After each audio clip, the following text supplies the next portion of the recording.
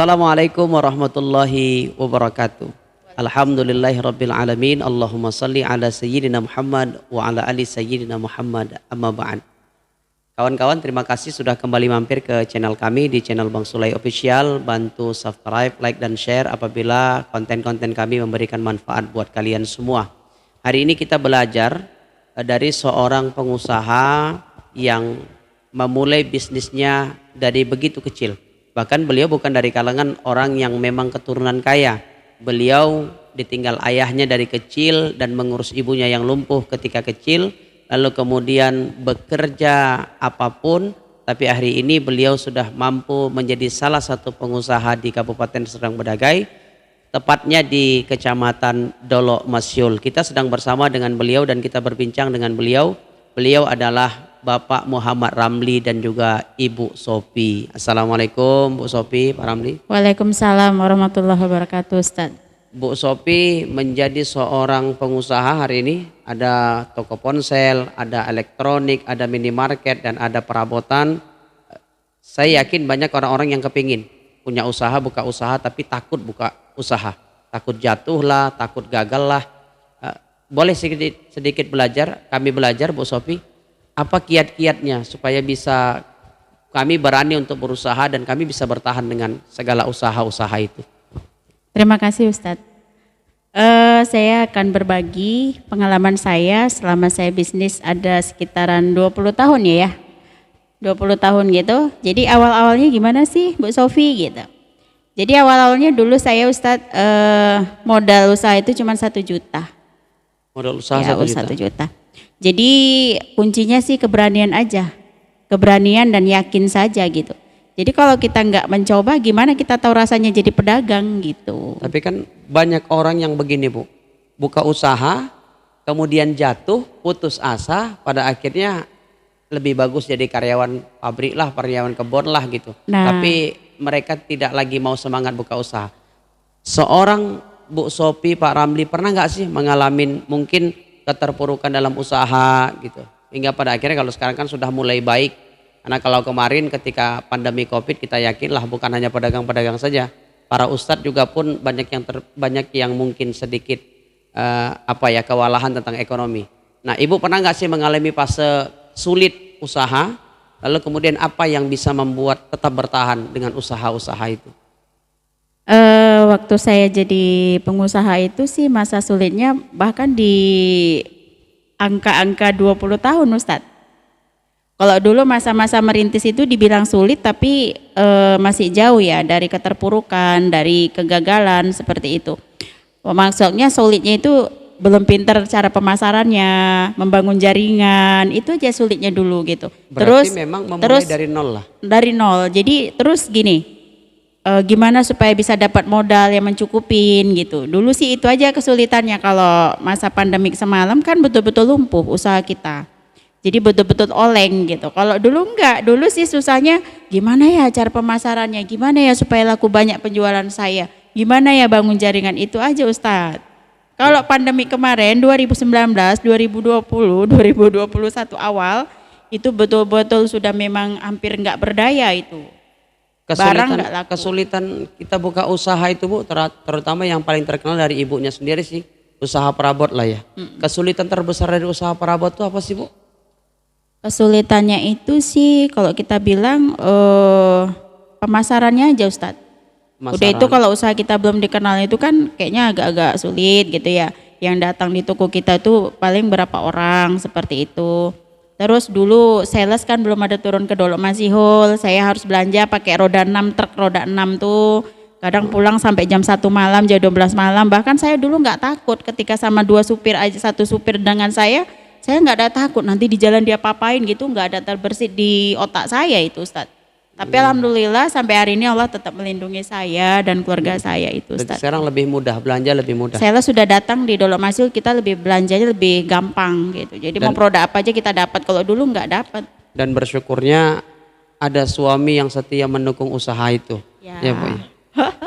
Karena kan pasti kan jatuh bangun dalam usaha itu pasti ada satu lagi mungkin Bu yang sering terjadi ketika usaha. Ada kawan-kawan dekat yang merasa kawan dekat, kadang bayarnya 2 kali, 3 kali, tapi kadang-kadang ketika kita percaya mereka malah nggak bayar gitu. Karena saya juga pernah usaha seperti itu. Ada kawan-kawan Ada, yang Ustaz. hutang. Seorang Bu Sopi, Pak Ramli pernah nggak sih mengalami ada orang hutang nggak bayar gitu?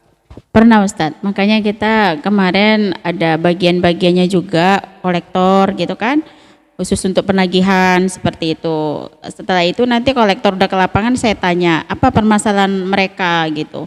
Oh suaminya baru meninggal gitu. Oh ya udah, nggak usah ditagih dulu, kasih waktu, kasih tenggang sampai mereka pulih kembali gitu, nggak berduka lagi. Udah nanti yang si Polan ini gimana gitu kan. Oh si Polan ini memang nggak ada niat bayar, ternyata utangnya banyak bla bla bla seperti itu. Jadi ya berbagai macam cara lah supaya bisa meluluhkan hati mereka supaya mau bayar gitu. Ada juga yang dilarikan Ustadz, sudah ngambil barang, pindah rumah, semuanya dilarikan. Ada yang ke Riau, ada yang ke Jambi, ada yang ke Pekanbaru, ya sudah diikhlasin Dalam Ustadz. posisi belum dibayar. Adalah bayar entah 2 atau 3 kali gitu. Padahal kita kasih kepercayaan, mereka berkhianat atas Ya, kepercayaan itu. yang buat kami kuat sih sampai hari ini, yang petani aja pun kadang nanam padi dimakan tikus gitu. Jadi apa bedanya dengan saya dengan suami jadi pengusaha gini, pedagang ya kadang ditipu orang, ya wes lah jalani aja, harus kuat gitu. Yang penting jadi pembelajaran, harus lebih teliti lagi, lebih waspada lagi, itu aja Ustaz. Iya. Jadi kawan-kawan, buat kawan-kawan yang belum paham sih sebenarnya, Bu Sopi dengan Pak Muhammad Ramli ini memulai usaha itu dibilang sulit, cukup sulit. Karena mereka juga bukan dari kalangan orang-orang kaya orang tuanya gitu. Bahkan Bu Sopi ini dari kecil sudah ditinggal kedua orang tuanya. Dan Pak Muhammad Ramli ini dulu hanya kerja di pabrik. Kemudian Bu Sopi juga pernah jual kue, pernah jual jamu, pernah jual kerja di pabrik juga. Tapi hari ini bisa menjadi seperti hari ini itu butuh perjuangan, ya. Jadi perjuangan itu pasti ada. Boleh saya sedikit tanya dengan Pak Ramli, kira-kira? Pak Ramli, kita pahamlah bagaimana seorang Bu Sopi bahkan yang lebih aktif di Facebook, lebih aktif ke sana kemari sebagai seorang suami, Pak, kira-kira bagaimana sih menanggapinya? Apa enggak cemburu? Kadang-kadang istri sering interaksi dengan banyak orang gitu. Perasaan Bapak gimana, Pak? Gimana ya? Saya sih kita sama-sama saling percaya aja kan gitu, saling bisa mengisi sama-sama saling mengisi kekurangan kita masing-masing kan gitu, memahami karakter kita masing-masing kan gitu. Jadi ketika istri keluar rumah, saya di fokus di usaha, saya yakin aja saya serahkan aja sama beliau supaya bisa menjagalah kepercayaan tadi kan gitu. Saya seperti itu aja sih. Tapi yakin, tetap percayalah, insya Allah. Insya Allah. Ya, jadi kan artinya apa? Kadang-kadang kan wanita yang hebat itu butuh laki-laki yang hebat juga, yang mensupportnya. Dan saya yakin itu ada pada diri Pak Muhammad Ramli ya. Tapi Pak, sebagai seorang suami kadang-kadang karena saya punya istri juga Pak. Iya. Istri yang begitu super sibuk kan. Kadang-kadang kita merasa kapan sih waktu istri untuk saya suaminya. Pak Ramli pernah merasa gitu nggak kira-kira? Ya sering sih. Kadang-kadang ketika dia masih pergi lama kali pulang kan gitu. Memang kita tahu apa yang dikerjakan di luar kan.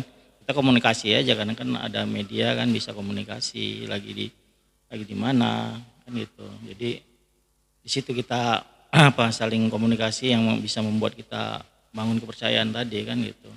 Tapi sekarang udah enak karena anak-anak sudah pada besar. Bahkan anak-anak pun udah bisa diberikan kepercayaan untuk jaga toko. Ya Pak ya.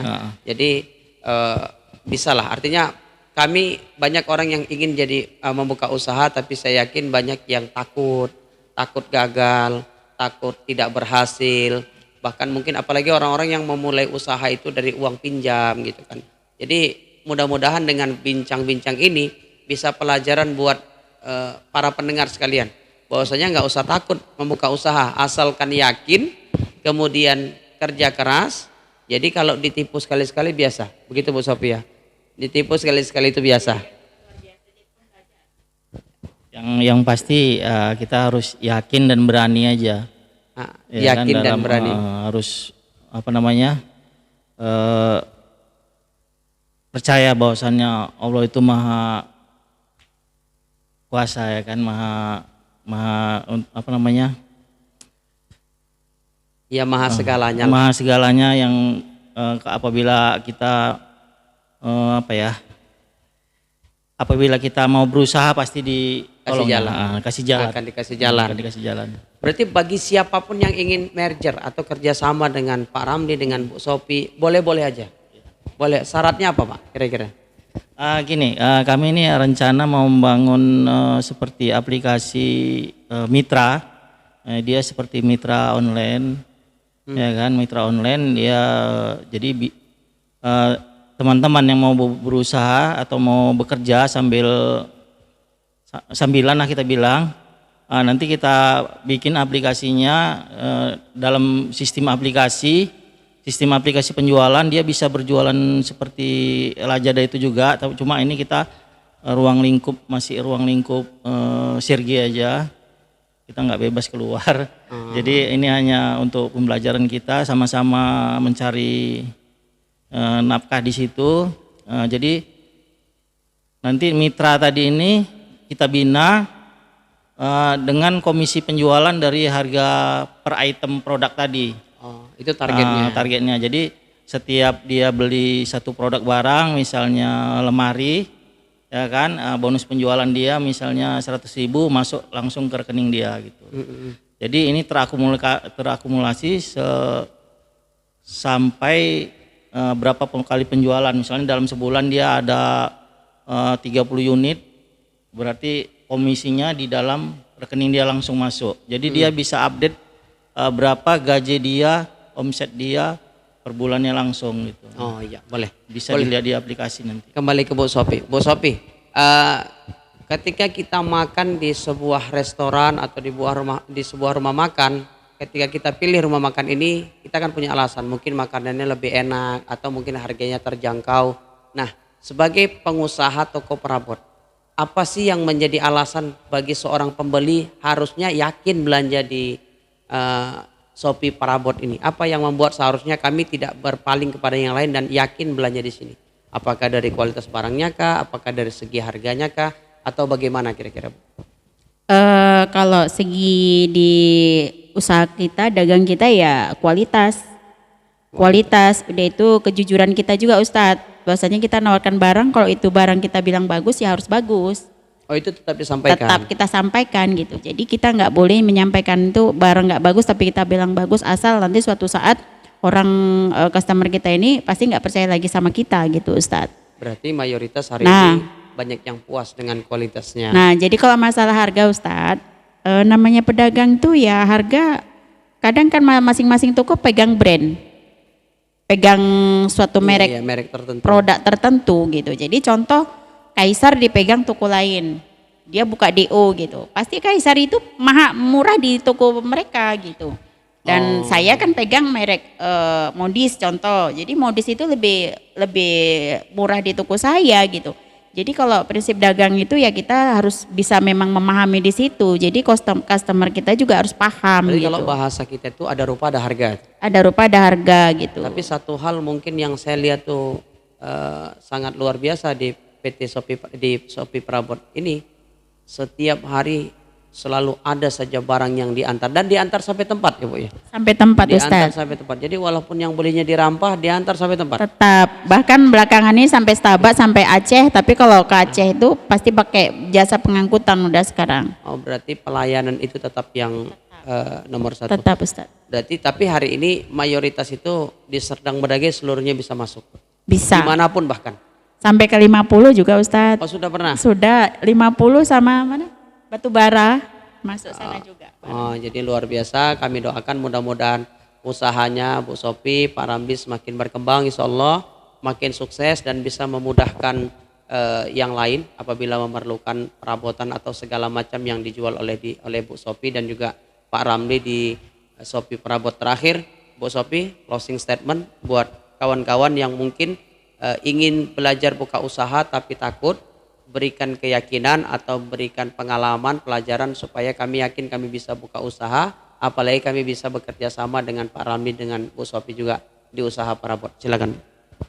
Baik, pemirsa mungkin udah kenal ya dengan saya karena saya terus live aktif di FB ya, di medsos. Jadi trik-trik saya juga menghimbau pada teman-teman saya yang mau jadi pengusaha monggo ya. Karena Rasulullah juga mengajarkan kalau bisa kita itu harus berniaga gitu ya, berdagang seperti itu. Jadi keberanian aja, keberanian kita, terus nggak mesti harus modal ratusan juta gitu. Jadi kalau modal kita cuma ada 5 juta, usaha apa yang cocok gitu. Yang penting kita yakin tekun. Terus cara pemasarannya itu harus pinter gitu.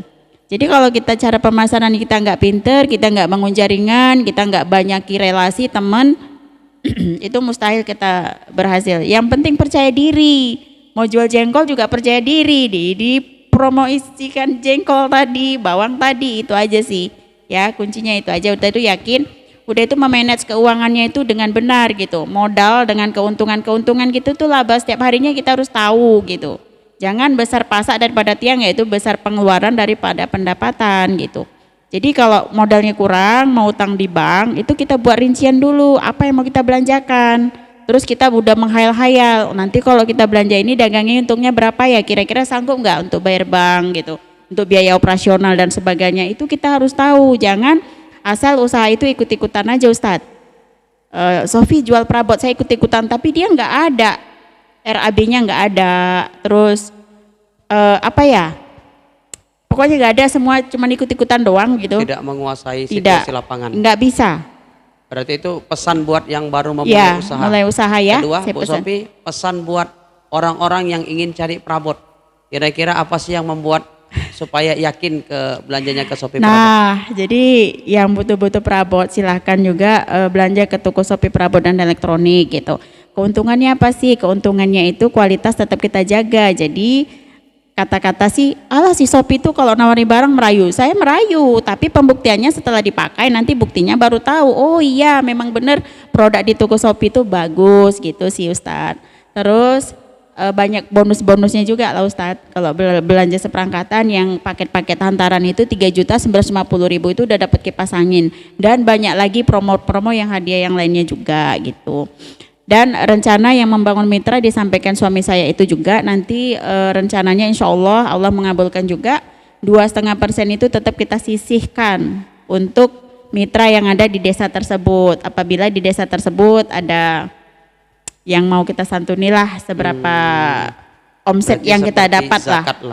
Seperti zakat Ustadz. Nah rencananya ke sana, jadi mohon dukungannya untuk teman-teman saya, saudara saya, relasi saya semua. Mudah-mudahan program kerja saya di 2022 ini bisa lebih baik dan berjalan dengan lancar, terlaksana ya gitu. Jadi untuk yang pengusaha-pengusaha juga, pedagang seperti saya yang kemarin sempat ngalami oleng, lumpuh dan sebagainya, nggak stabil, saya doain mudah-mudahan bisa bangkit seperti saya, walaupun saya belum pulih 100% ya, tapi saya tetap berusaha optimis lah ya. Saya doain semuanya lancar-lancar, semuanya bisa bangkit dengan ridha Allah Subhanahu wa taala. Mungkin itu aja Ustadz. Ya, terima kasih Pak Ramli, Bu Sofi. Baik kawan-kawan, ada beberapa pesan. Pertama, buat kita yang ingin belajar buka usaha, yakin dan kuasai lapangan, dan kemudian jangan pantang menyerah. Jatuh bangun itu hal yang biasa, begitu pesan dari Pak Ramli dan juga Ibu Sofi. Kemudian buat kawan-kawan yang memerlukan perabotan, jangan takut datang ke Sofi Perabot. Insya Allah akan diberikan barang dengan kualitas yang baik, dengan harga yang bersahabat. Terima kasih. Saya Bang Sulay Official. Mudah-mudahan bermanfaat bincang-bincang ini. Assalamualaikum warahmatullahi wabarakatuh. Waalaikumsalam warahmatullahi wabarakatuh.